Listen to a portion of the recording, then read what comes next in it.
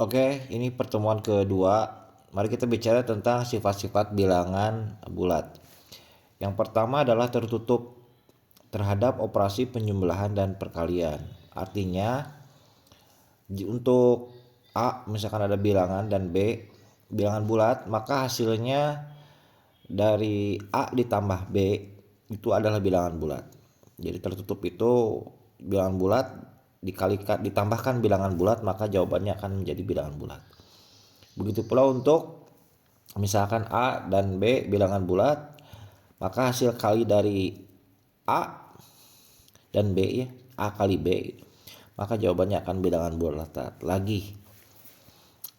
Itu yang tertutup. Tidak akan berubah menjadi bilangan pecahan, tidak akan berubah menjadi bilangan desimal gitu. Itu ya. Yang kedua, komutatif atau tukar tempat.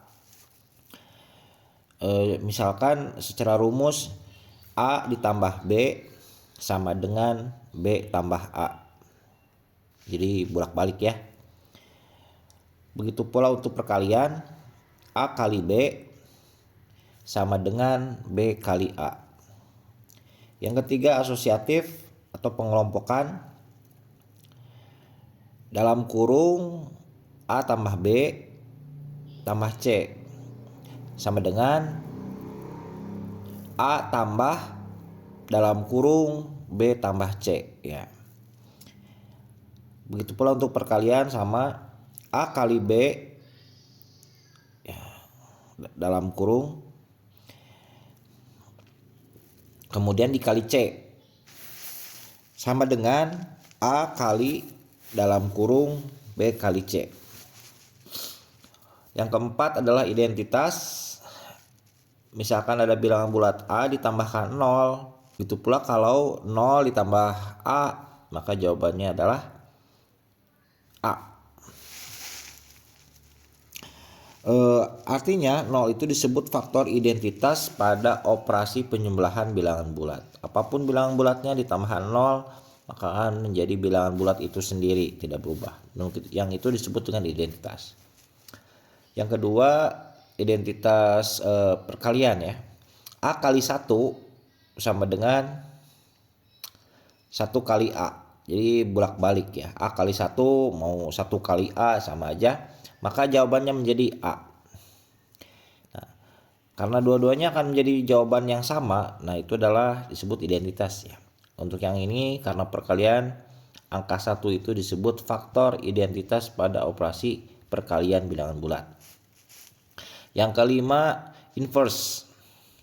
Jika ada bilangan bulat ditambahkan dengan inverse-nya, maka akan menghasilkan 0. Ini penting nih. Contoh, misalkan bilangan bulatnya A. A ditambah min A, atau sama dengan dibalikin. Min A ditambah A. Nah, itu kan berlawanan ya. Min A dan A itu berlawanan.